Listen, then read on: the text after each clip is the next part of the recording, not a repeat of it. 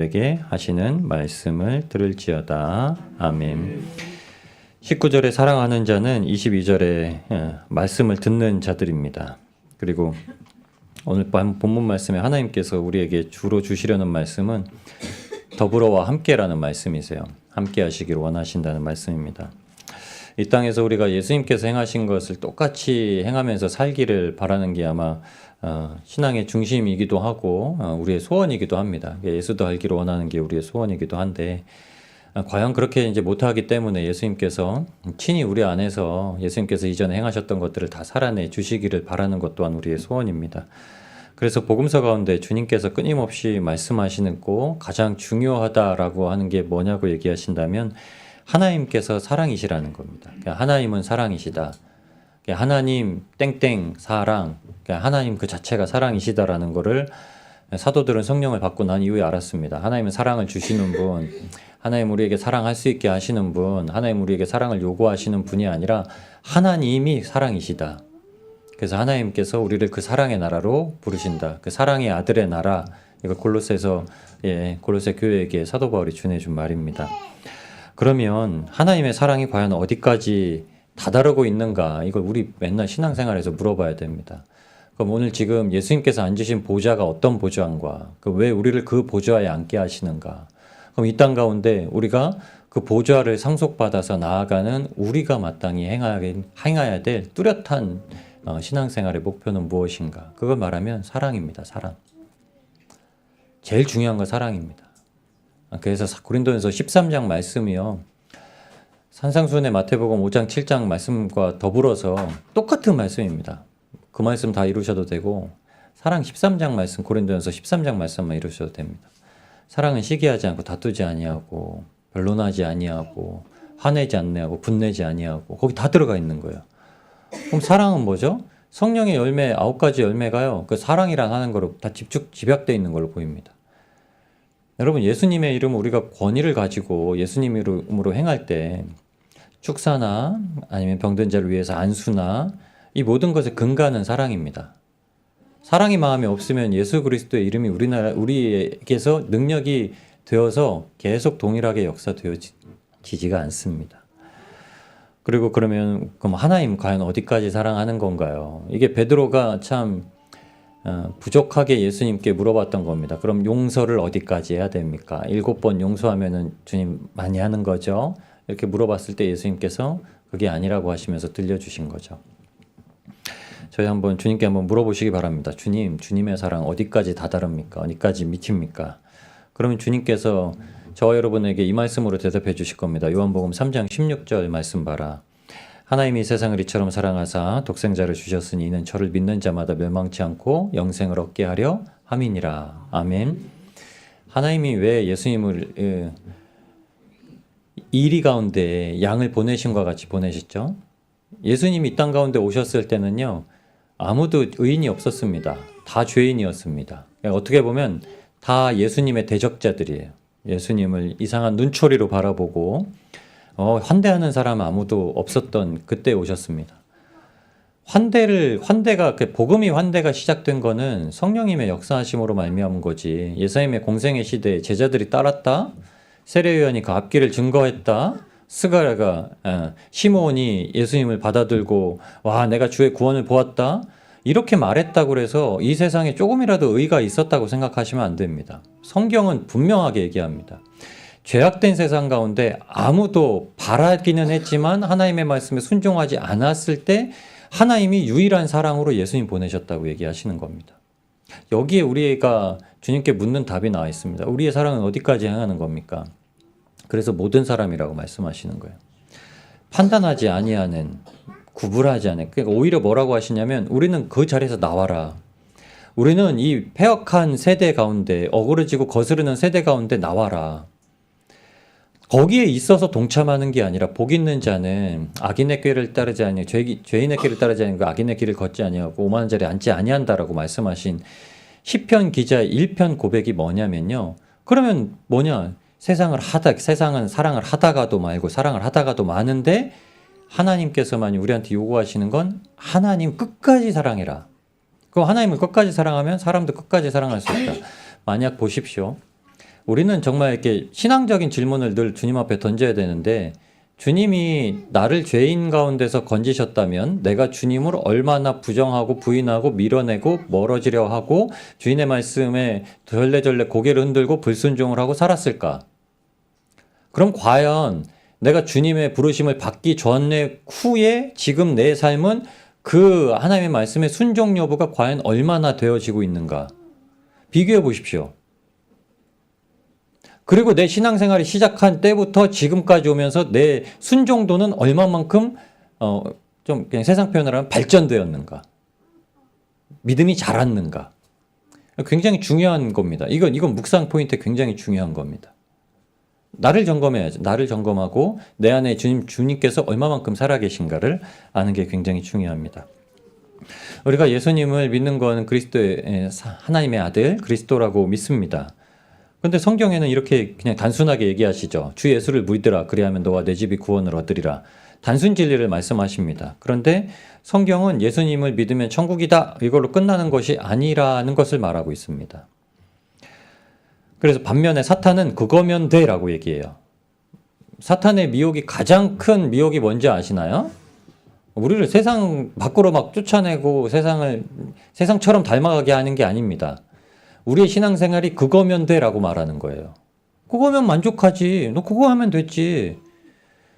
이게 대부분의 신앙생활 하는 사람이 그 자리에 머물러 있게 하려는 사탄의 말입니다. 그렇게 믿다가 믿음이 아이 같으면 화도 내고 뒤집어지기도 엎어지기도 하다가 넘어지고 깨지고 천국 갈 수도 있어. 그걸 가는 거야. 이런저런 형편 다 만나고 가는 거야. 이렇게 얘기해요.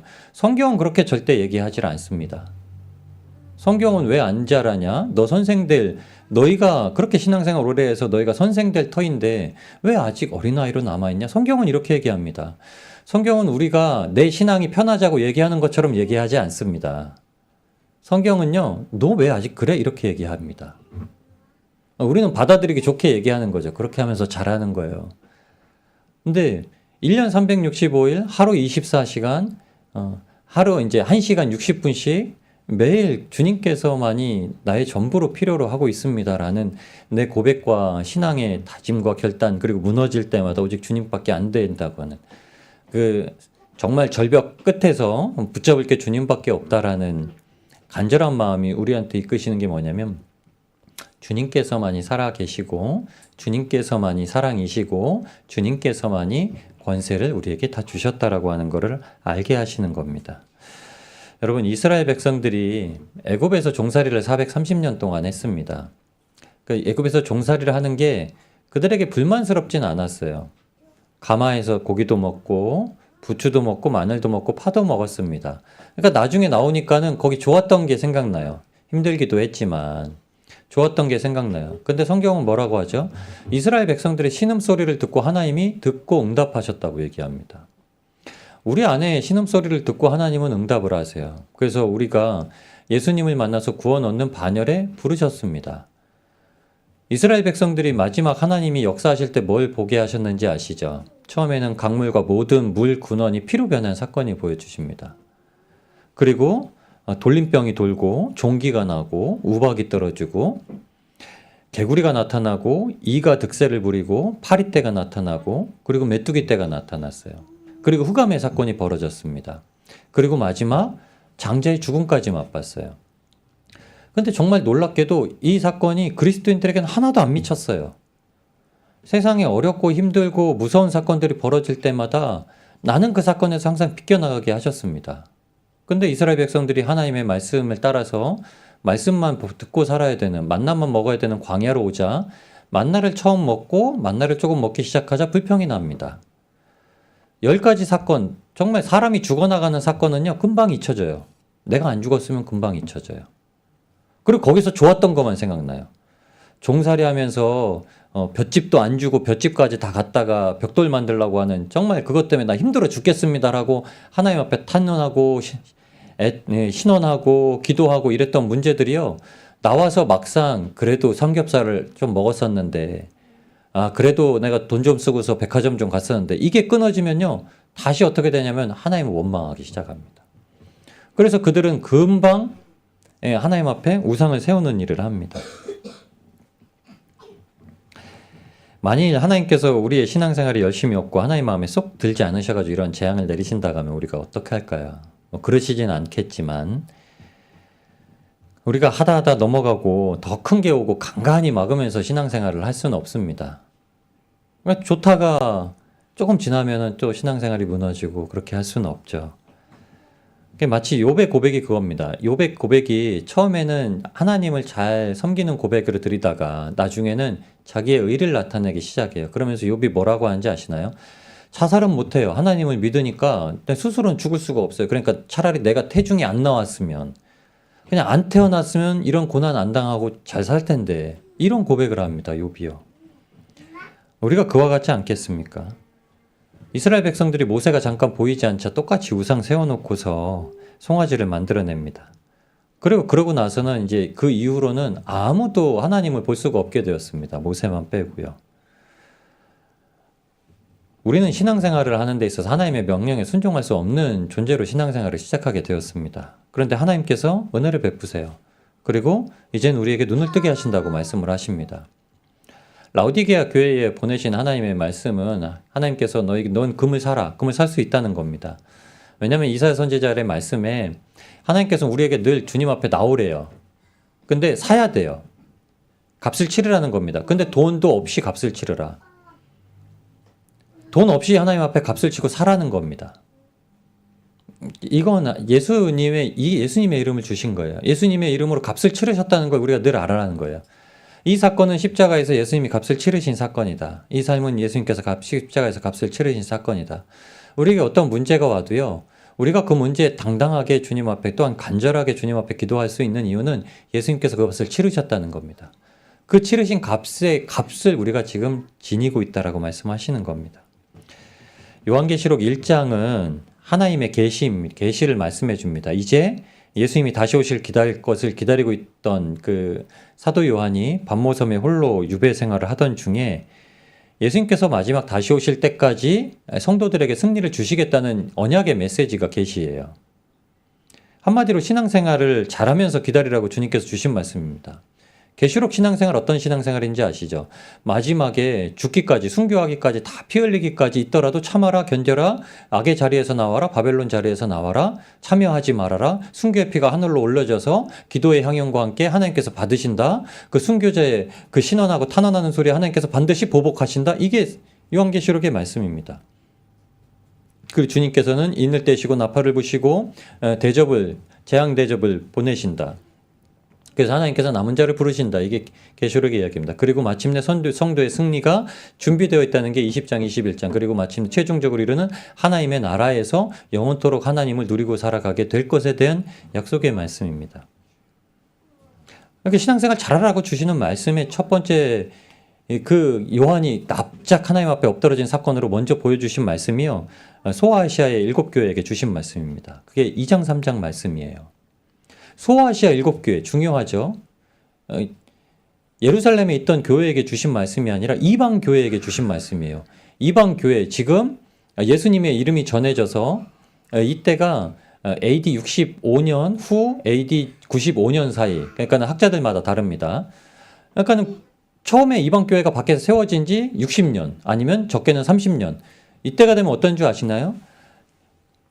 사도 요한이 요한 서신을 쓰기도 한 시점이어서 교회가 예수님의 이름을 듣고서 조금 승리하기 시작했는데 다시 이단 사상이 들어와서 교회가 막 흐트러지고 무너지는 시대쯤에 하나님께서 아시아에 있는 그 이방 교회들에게 주신 메시지예요.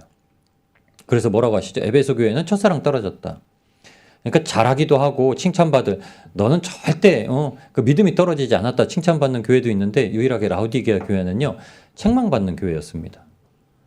그러니까 그 교회는 부요했어요. 한국 교회 같아요. 복 받으라고 교회에서 선포를 해주니까 복 받고 권세 있고 돈 있고 명예 있고 이런 사람들이 모여서 교회가 커집니다. 근데 거기서 멈춰버렸어요. 그러니까 이게 신앙생활 잘하는 거야, 하나님 잘 믿는 거야 라는 메시지로 멈춰버렸습니다. 그러니까 그들은 눈이 어두워져 있으니까 하나님께서 안약을 사서 발라봐라. 너희가 스스로 부유하다고 하는데 너희 벌거벗은 존재니까는 옷을 사서 입어라. 너희 정말 부자라고 하는데 너희 아무것도 없으니까 황금 사서 부유롭게 해라. 이 말씀을 주신 겁니다. 그리고 더 중요한 메시지를 라오디게아 교회에 주시죠. 제일 중요한 메시지가 뭔지 아시나요? 하나님께 마음을 안 열었대요. 하나님을 안다고 하고 신앙생활을 한다고 하는데 십자가를 지지 않고 하나님께 마음을도 열지 않고 하나님께서 일하시고 역사하시고 하나님께서 놀라운 일을 삶에 매일 바쁘실 거라는 것은 믿지 않는다는 거예요. 그냥 안 믿으니까 지금 당장 눈앞에 보이는 신앙의 현실이 안 보이는 거예요. 여러분, 우리가 밥 먹고 옷 입고 사는 거는 삶의 현실입니다. 근데 우리가 예수님과 함께하고 예수님의 승리를 맛보고 천국길이 지금 우리 눈앞에 있고 예수님께서 말씀하셨죠. 나는 길이요 진리요 생명이요. 어떤 말씀인지 아시죠? 예수님을 믿고 있으면 우리가 바른 길을 걸어가고 있다는 거예요. 예수님을 믿고 있으면 우리가 진리의 말씀을 깨닫게 하신다는 겁니다. 예수님을 믿고 있으면 우리가 생명을 지금 누리고 사는 거예요. 생명을 감사합니다. 호흡을 하고 있는 게 감사하죠. 모든 일에 감사하래요. 아파도 감사하고요. 감사하지 못할 일에도 감사하고요. 우리의 정말 믿음이 낭망하고 떨어질 때도 시편 기자의 한탄시처럼 60편이 넘는 하나님 왜 그래서 하나님 안 계시나요? 왜 날 떠나버리세요? 이런 시를 쓴 것처럼 그렇게 하나님 앞에 막 탄원하고 안타깝고 이렇게 울고 해도 하나님 앞에만 붙어있는. 근데 라오디게아 교회만은 그러지 않습니다. 가장 문제가 된 라오디게아 교회는 도무지 잘했다 충성되고 칭찬받을 구석이 없는 교회였습니다. 한 달러 아파트 받은 종이 주님의 복음, 믿음 이거 다 묻어두고 세상 정치, 경제, 사회, 문화, 교육 모든 부분에 영향을 받아서 구원신앙, 말세신앙, 재림신앙 없이 이 땅에서 받을 모든 기복의 문화만 가득 채워진 그런 교회와 성도 같은 교회였습니다. 그런데 하나님은 어디까지 사랑하시냐는 질문에 우리에게 답하시죠. 요한복음 3장 16절의 답처럼 우리에게 이 답도 주십니다. 라오디게아 교회까지 사랑해라. 이 교회는 지금 하나님이 이 교회도 사랑하고 계시다고 말씀하시는 겁니다. 라오디게아 교회 너희 다시 돌이켜라 이 말씀을 하시는데 오늘 본문에는 이렇게 말씀하시죠. 무릇 내가 사랑하는 자를 책망하여 징계하노니. 19절에 이렇게 시작합니다. 라오디게아 교회예요. 무릇 내가 사랑하는 라오디게아 교회를 책망하여 징계하노니. 예수님 어디까지 사랑하신다 하시죠? 이 정말 예수님을 믿으면서 예수님 하나도 모르는 것 같은 이 라오디게아 교회도 아직까지 사랑하신다고 말씀하시는 겁니다. 그럼 저와 여러분 어디까지 사랑하셔야 되나요? 이 소망 없는 대한민국도 사랑하셔야 되고요. 이 소망 없는 대한민국 정치권의 지도자들도 사랑하셔야 되고요. 이 울산도상에 특별히 여러분 돈 떼먹고 도망간 사기꾼이나 여러분한테 못한 해코지를 한 사람들이거나 이런 사람들까지도 사랑해야 된다고는 말씀하시는 겁니다. 성경은 우리에게 우리 것을 뛰어넘는 걸 항상 주님께서 말씀하세요. 그래서 우리는 세상 가운데 모든 원인의 화살을 돌리는 일을 멈추라고 하시죠. 그러니까 우리는 이미 승리한 자입니다. 저와 여러분은 이미 승리하셨습니다. 제 말이 안 믿어지시나요? 주님은 이미 승리하셨다고 하세요. 그러면서 고린도전서 15장에는 사망아 너의 쏘는 것이 무엇이냐? 이렇게 물어보세요. 사망은 이김에 삼키움 당하리라 이렇게 말씀해요. 사망을 삼켜버리신다는 거예요. 주님은 사망을 삼켜버리신다. 우리는 그럼 어떡하죠? 주님께서 우리의 삶에는요, 사망을 그냥 삼켜버리는, 우리에게 다가오는 사망은 다 삼켜버린다고 말씀하시는 거예요. 왜 이긴다고 말씀하시는 겁니다. 그러니까 우리가 라오디게아 교회를 사랑하시는 하나님의 마음으로 세상을 먼저 향하라고 말씀하시죠. 진자처럼 행동하지 마라. 성경엔 그렇게 얘기합니다. 진자처럼 행동하지 마라. 이긴 자라. 로마서 13장에도 뭐라고 말씀하시는 줄 아시죠? 선으로 악을 이겨라. 선으로 악을 이겨라. 악법은 막아내고 바른 일들이 세워지도록 헌신하고 몸을 깎아내는 일을 해야 됩니다. 이게 십자가입니다. 그런데 세상과 사회 지도층과 법을 불평하지는 말라라고 말씀하세요.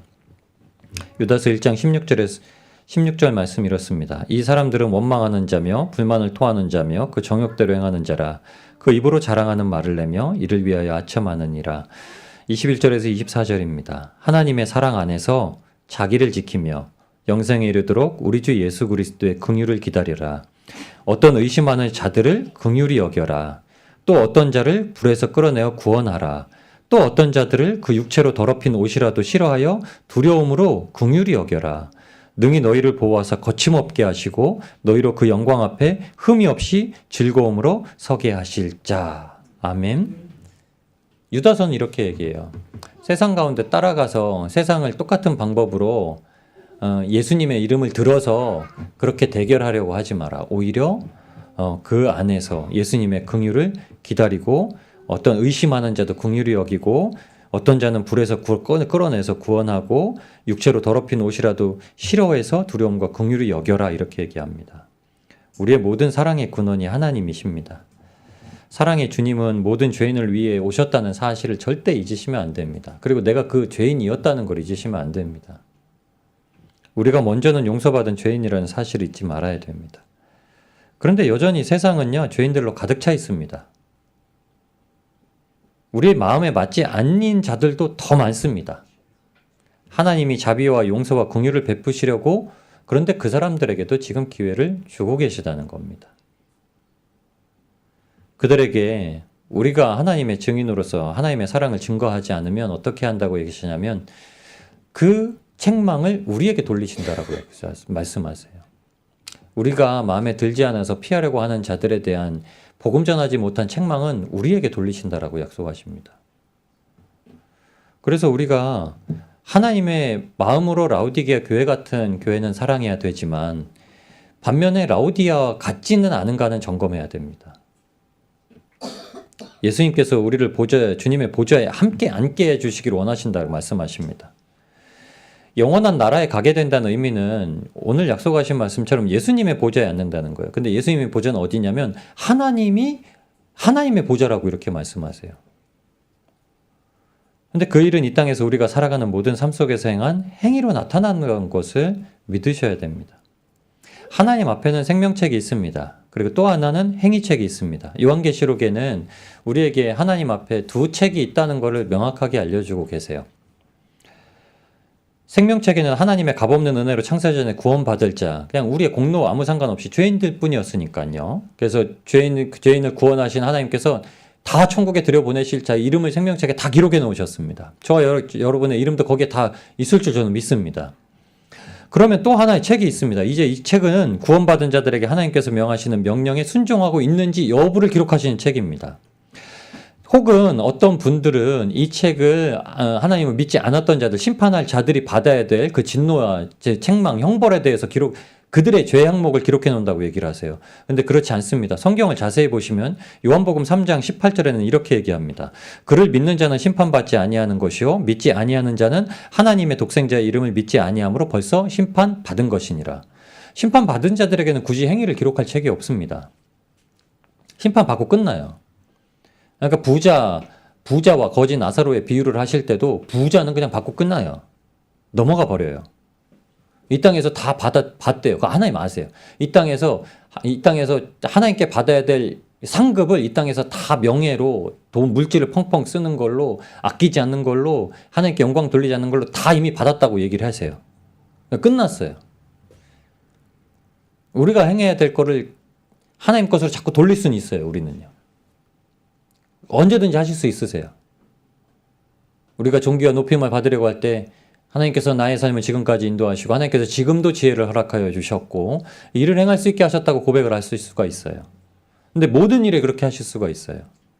청소를 하신 것도 그렇게 하실 수 있고 설거지를 하신 것도 그렇게 하실 수 있고 직장생활 하신 것도 그렇게 영광 돌릴 수가 있어요. 그러면 왜 이 행위책을 과연 그리스도인의 신앙인들의 행위를 기록한 책인가라는 것을 저는 곰곰이 생각을 해보게 됩니다. 그래야 우리가 아무런 신앙생활에 소득 없이 살아도 무관하지 않다라는 나태함에 빠지지 않게 하시는 거예요. 신앙생활을 왜 열심히 해야 되는가? 신앙생활이 왜 우리 삶의 자리에서 꼭 삶의 예배로 받으시겠다는 하나님의 말씀에 부합되는 것인가? 주일에 이 자리에서 저희가 이렇게 나누는 거는 밖에 나가서 일주일의 삶 속에서 정말 하나님을 높여드리는 신앙생활을 하기 위해서 그런 겁니다. 밖에서 애쓰고 힘들고 어렵고 피곤하고 고난당하고 애통하고 눈물 흘릴 일 가득해가지고 여기 와서 위로받고 또 그 세상으로 나가는 거 아닙니다. 그 자리에서 열매 맺기 위해서죠. 저희가 이 자리에서 이렇게 하나님께 영광을 돌리는데 어떻게 열매가 맺겠습니까? 우리가 열매 맺는 길은요. 예수님께서 제자들을 파송하신 자리에서 열매 맺으시는 겁니다. 하나님의 심판은 세상 법정과 다릅니다. 세상 법정에는 별구명도 있고 징역형도 있고 징역형도 몇 년형 몇 년형 사형까지도 무기징역까지 다 나눕니다. 그런데 하나님의 법정은 둘째 사망 딱 한 가지 형벌뿐입니다. 고린도후서 13장 5절에 그래서 우리에게 사도 바울 또한 이 말씀을 주시는데요. 너희가 믿음에 있는가 너희 자신을 시험하고 너희 자신을 확증하라. 예수 그리스도께서 너희 안에 계신 줄 너희가 스스로 알지 못하느냐? 그렇지 않으면 너희가 버리운 자니라. 예수님이 우리 안에 계셔서 예수님께서 우리 길을 인도하시고 우리에게 마땅히 무엇이 선한 행동인지 복음을 살고 있는 것인지 다 증거해 주시고 알려주신다고 말씀하십니다. 그래서 매번 증거하라, 스스로 확증하라고 말씀하세요. 점검하라고요. 근데 그걸 모른다면 버린 자래요. 아니 창세전에 택하셨다는데요. 놓쳐버리고 사는 자를 말합니다. 우리가 믿음으로 구원받았다면 당연히 하나님의 명령을 생명 말씀으로 받아들이는가 하나님은 우리에게 이걸 시험하라고 말씀하십니다. 그리고 우리가 이 문제에 대해서 예수님 외에 아무것도 행할 수 있는 힘이 없다는 것을 깨닫고 신앙생활 할 때마다 날마다 기쁨과 기도와 감사하게 넘치게 하시는 하나님의 뜻을 알고 살아가게 하십니다. 왜냐하면 살아계신 분이 하나님 한 분이시니까요. 우리는 하나님께 공급받아서 살아가고 있는 거죠. 우리 스스로 하나님께 한번 공급받았다고 살아가는 게 아닙니다. 매 순간. 하나님이 그래서 여기 공기를 계속 두셨잖아요. 공기를 하루만 두시고 내일은 거두어 가시면 누가 여기에 살겠습니까? 하나님이 살아계시다는 이유가 그거예요. 하나님이 공기이신 거예요. 하나님이 산소이시고 하나님이 생명이시고 그걸 우리한테 주셔서 날마다 공급받으라고 말씀하시는 거죠. 그리고 그 분이 바로 예수 그리스도라고 말씀하시는 거죠.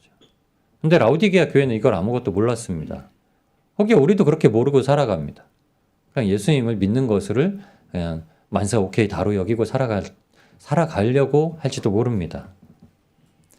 그런데 사탄은 분명히 고린도후서 4장 4절에 얘기했습니다. 하나님의 영광의 광채, 예수님의 말씀을 듣고 순종하는 모든 것에 눈을 가리고 종교의 겉옷을 입혀놓았다고 말씀하십니다. 그래서 예수님께서 문을 두드리세요. 돌 같은 마음에 끊임없이 말씀의 씨를 뿌리십니다. 그리고 개간하세요. 먼저는 말씀을 들으려고 성경을 매일 열죠. 잠깐의 기쁨을 받았다가 생활에 염려가 생길 때 성경을 닫습니다. 근데 이 문제를 감사함으로 받을 줄 안다면 우리에게 생기는 그 문제를 하나님의 뜻이구나 감사로 받을 줄 안다면 혹여는 세상의 이익이나 욕심이 생길 때 그것이 나를 사망으로 이끈다는 걸 생각이 들 때면 말씀이 우리에게 그 생명을 알게 해주신다면 끊어버릴 수가 있게 하시는 거죠. 그런 생활을 계속 반복하니까 어느 순간 하나님께서 우리를 옥토밭으로 개간을 하십니다. 그게 뭐죠? 그때야 말씀이 받아져서 심겨지면 100배, 60배, 30배 결실을 맺게 되는 거죠. 저와 여러분은 오해를 하지 않으셨으면 좋겠습니다. 그냥 옥토밭이 없다는 거예요. 그냥 옥토된 밭은 없습니다. 예수 그리스도를 일순간 만나도요. 우리 안에 있는 죄의 쓴뿌리가 무엇인지가 계속 확인이 되어지고 그것을 버려버릴 때 밭이 그렇게 형성이 되어지는 겁니다. 그래서 그 순간 복음으로 살고 복음을 즐거워하고 복음의 참맛을 알아서 신앙생활의 기쁨을 누리게 하시는 거죠. 이것이 라우디게아 교회를 통해서 우리에게 주시려는 메시지입니다. 주님은 문을 여는 자에게 그에게 들어오셔서 그와 더불어 먹으신다고 하십니다. 주님께서 부활하셔서 홀로 살아계심을 증거하시려고 무언가 혼자 드셨던 때가 있습니다. 사람들이 유령인 줄 알았을 때, 제자들이 유령인 줄 알았을 때 너희 그건데 먹을 것이 누가 있느냐? 주님이 혼자 드셨어요. 디베랴 호숫가에 제자들을 마지막 요한복음에서는 마지막으로 만나러 오셨을 때 예수님께서 친히 같이 드시진 않고 떡을 구워놓고 생선을 구워놓고 제자들에게 주셨습니다. 너희 먹어라. 근데 이렇게 따로따로 먹는 게 아닙니다. 예수님 따로, 제자들 따로. 예수님은 하늘에서 이제 모든 새하늘과 새 땅까지 새 예루살렘이 천국이 완전히 이루어지는 그때에 이제 함께 먹으리라고 말씀을 하셨습니다. 근데 그 전에는 우리와 함께 드신대요. 그 전에 우리와 함께 드신다고 얘기하십니다. 분명히 예수님은 이제 부활 승천하셔서 이 땅의 양식이 유일하게 하나님의 일하심이라는 것이 양식으로 삼으셨습니다. 사마리아 여인과 얘기하실 때 제자들이 와서 양식을 주님 어이구 뭐 드셨어요? 이렇게 얘기하는 순간 예수님께서 하신 말씀입니다. 내 양식은 하나님의 뜻을 이루어 드리는 것이다. 하나님의 일을 행하는 것이다. 이렇게 얘기를 하십니다. 그럼 우리에게 주시는 양식이 뭔가요? 마태복음 4장 4절에 하나님의 입으로부터의 모든 말씀으로 살 것이라는 말은 그냥 그 말씀을 받았다, 그 말씀을 읽었다, 그 말씀을 믿었다가 아니라 그 말씀대로 살았다라는 거예요. 그 말씀대로 일했다는 거예요. 그 말씀대로 행했다라고 얘기하시는 겁니다. 예수님께서 그렇게 하신다고 말씀하세요. 그 누구에게요? 문을 두드려서 문을 열어드리는 자한테요. 주님께서 이제 그냥 주님이 알아서 일을 하세요. 주님이 무슨 말씀을 하시든 저는 오케이입니다.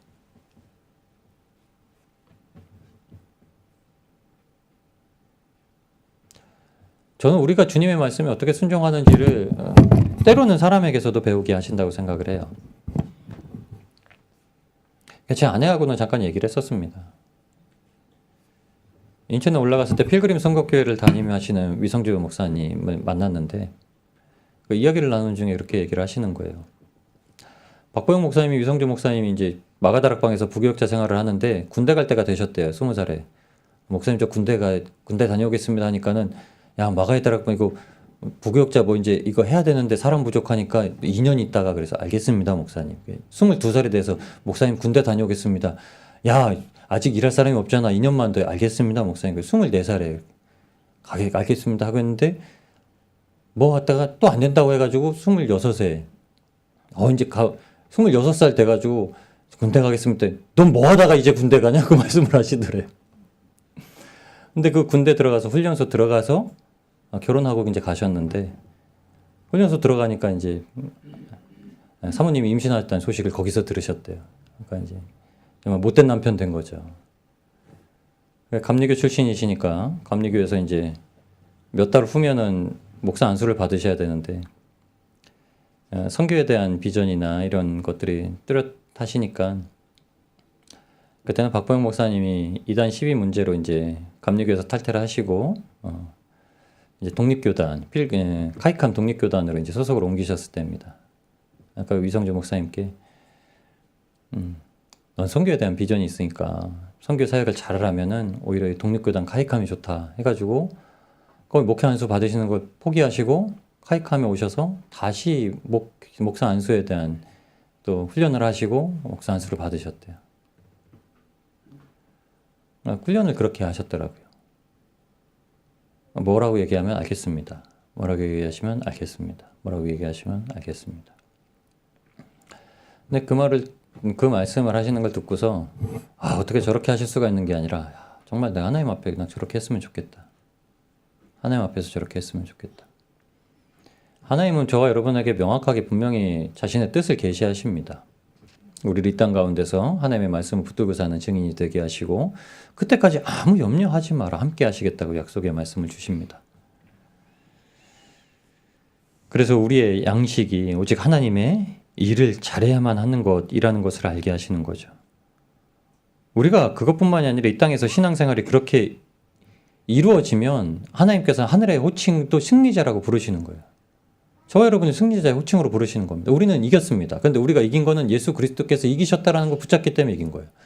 근데 단순히 그 얘기가 아니에요. 아시아 교회 7교회에게는 꼭 이렇게 얘기를 끝내치십니다. 귀 있는 자는 성령이 교회들에게 하시는 말씀을 들을지어다. 그리고 그 앞절엔 항상 이기는 교회, 이기는 교회. 예수님께서 십자가에 승리하신 것처럼 우리에게도 승리자가 되게 하신다 말씀하세요. 신앙생활이 승리자의 길입니다.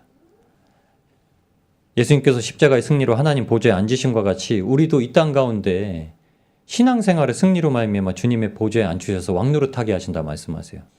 요한계시록에 이제 요한계시록 18장을 넘어가면서 천년왕국에 왕노릇하게 되는 하나님과 왕노릇하게 되는 건 그냥 아닙니다. 거기에 등장하는 사람들이 그냥 아무 믿는 자들이나 다 가져다가 주님과 함께 왕노릇한다라고 약속의 말씀 주시는 것 아닙니다. 성경은 그 말씀 아닙니다. 지금 우리의 신앙생활이 예수 그리스도의 십자가의 승리의 길을 걸어가는 신앙생활로 살아갈 때 그들에게 주시는 것이라 얘기하십니다. 그래서 우리 단독으로는 못해요. 예수님이 계시다는 것, 예수님을 붙들고 살아가지 않으면 못합니다. 우리가 이 땅에서 이미 영적으로 왕노릇합니다. 근데 육체로 이기려고 하면 왕노릇이 떨어지죠. 예수님은 이 땅 가운데 사랑의 왕으로 오셨습니다. 우리를 더욱 사랑하시는 자로 세우시는 것이 예수님께서 우리를 보좌에 앉게 하신다는 약속의 말씀이십니다. 여러분, 이 세상은 저희의 사랑을 필요로 하는 게 아닙니다. 예수님의 사랑을 필요로 합니다. 우리가 알고 있는 그 제한된 사랑, 내가 자비롭게 여기고 내가 긍휼하게 여기는 그런 걸 원하지 않습니다. 긍휼히 여기는 자는 긍휼히 여김 받을 것이라. 왜 이 말씀을 우리에게 복이라고 주셨을까요? 긍휼히 여길 줄 아는 자는 진짜 하나님의 참 긍휼을 알게 하시고 하나님의 것을 가지고 나아가게 하신다고 말씀하십니다. 우리는 그렇게 이 땅에서도 예수님의 보좌와 함께 앉게 될 것입니다. 우리가 라오디게아 교회에게 허락하실 복락을 누리도록 주님께 문을 열어드리고 주님을 내 안에 모셔서 영원토록 사시게 하시면 주님과 함께 승리의 길을 걸어가게 될 줄 믿습니다. 그런 저와 여러분이 다 되시기를 우리를 구원하신 예수님의 이름으로 축복합니다.